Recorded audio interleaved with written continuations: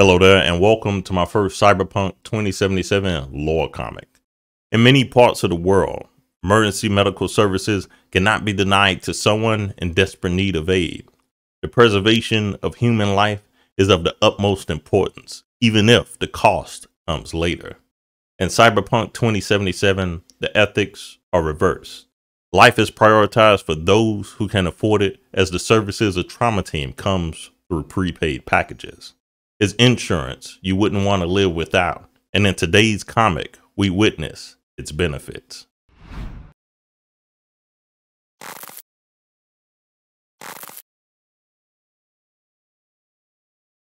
Toxic clouds showered the rooftops with acidic rain, but the poisoned earth went on to be ignored as it had been for the past 100 years. Standing soaked in rage and rain was Nadia, wearing all the markings and gear that accompanied a Trauma Team officer. Her eyes were fixated as she had become overwhelmed with a personal code that called for retribution. Just beyond the barrel of the pistol she gripped tightly was the client. She didn't know him personally, but had met him once before.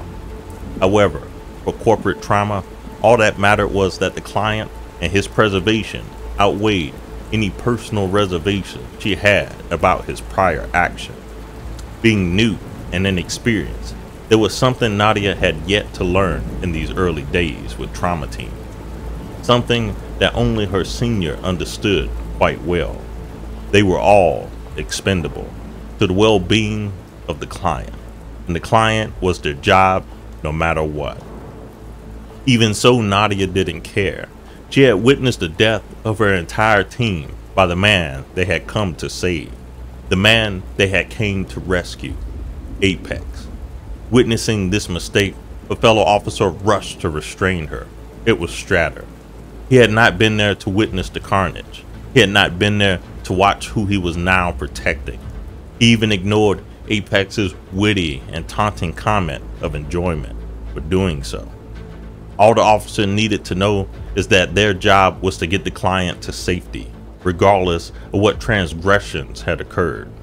It would be an uneasy truth between the two as the four of them descended down into the building. Once inside, Trauma Leader informed his team to stay close, to move quickly.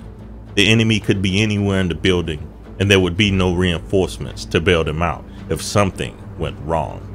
In this moment, Nadia began to recall her past days, reaching back to moments of enthusiasm, moments that brought her to the present catastrophe, where she walked side by side with a man that seemingly had no moral code, as well as unquenchable bloodlust.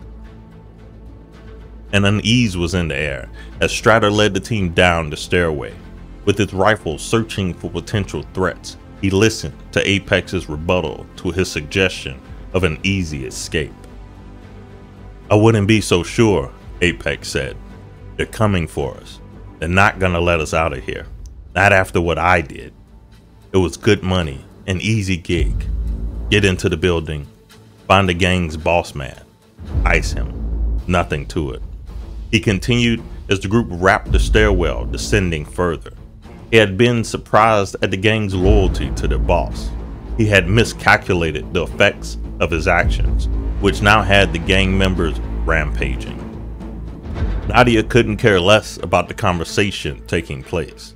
She continued reaching back in time, focusing specifically on her urge to help others, that helping those in need would better herself as a person, naively believing this would include the likes of individuals such as the client she was now escorting to safety. Apex, who taunted her even now with a smirk on his face, perhaps hoping to provoke Nadia into attacking him so he would have the excuse he needed to add another life to his body count. Except his efforts were thwarted by a friendly touch on the shoulder. It was another member of Trauma Team, Nap. "Stay cool," he said, coaching her. "He's baiting you. Remember you?" And before he was able to finish his sentence, bullets rained down from above, from the direction he would have been looking if he hadn't taken his eye off his positioning. Leaned against the railings to steady their aim, of the three assailants, one wore the insignia of the well-known animals gang of Night City. Concerned for the client, Strider urged him to get down and take cover behind him as he returned fire, while Nadia attempted to aid her fallen comrade. It would be a race against time to get him on his feet, then down the stairs to cover where he could be treated. With Apex's help, they managed to gain entry to floor 94. Strider, beginning to become overwhelmed, moved quickly. He retrieved a grenade from his gear and threw it at the aggressors coming from below. It was at this moment he realized they were becoming surrounded. Hearing the explosion, a local resident opened her door, to which Strider took the opportunity for shelter. The four made their way in without any objection from the tenant, who simply stood aside. The situation turned grim as the numbers dwindled even further. Now, with a casualty, they had become immobilized as a unit, unable to do more than to treat the wounded Nap. This was the time to rest. This was the time to reevaluate. Strider, keeping an eye out, urged Nadia to aid Nap before the location was potentially found by their chasers. Nadia did so by first removing Nap's helmet, allowing him to breathe easier, but his wounds would prove to be challenging. Seeing her opportunity, the woman who was the tenant of the apartment sought Nadia's aid. Her daughter had become sick, and she feared the worst for her. There was a shock over Nadia's face, not so much at the request of the concerned mother, but of her fallen comrade that now lay motionless. From the door, Strider shouted orders that fell on Nadia's deafened ears. The client had little to contribute aside from taunting remarks that continued to uphold a smirk on his face. The most Nadia could do is stare and say, "He's dead," as Nap laid with his eyes closed in a pool of his own blood. Seeing the fault solely with Nadia, Strider blamed her for Nap's death, while the animals closed in from the stairway. The mother once again urged Nadia to provide medical treatment on her daughter, to which Strider objected. He believed that medical treatment should only be provided to the client and no one else. This was, of course, in line with trauma team corporate philosophy. Free medical care was a wasted effort when a paying customer was not only plentiful, but often wealthy. As Strider and Nadia debated whether to help the child, a surprising opinion came from the other side of the room. It was Apex. He believed Nadia should help the child, since there was little chance they would all get out alive. Now that he was seemingly rested, he also provided a solution to their problem. As the administrator of the medication to boost his performance, Apex offered to clear a path through the gang in order for the team to escape. Now that he was seemingly rested, he also provided a solution to their problem. As the administrator of medication to boost his performance, Apex offered to clear a path through the gang in order for the team to escape. While many would expect the use of firearms or fancy augments, he took little more with him than a kitchen knife and meat cleaver. Once focused and enhanced, he entered the hallway to demonstrate his ability to be an effective killer. As his boost expired in a short time, he returned for another with a warning from Strider, who stated, "This isn't gonna last. The kind of stress you're talking about, it'll burn through your system in under a minute." But Apex either didn't care or was aware of what he would be enduring. The killing continued as he went to retrieve more knives from the kitchen, even resorting to biting as to eliminate as many goons as he could. In the end, he rested surrounded by amputated arms and bloody corpses.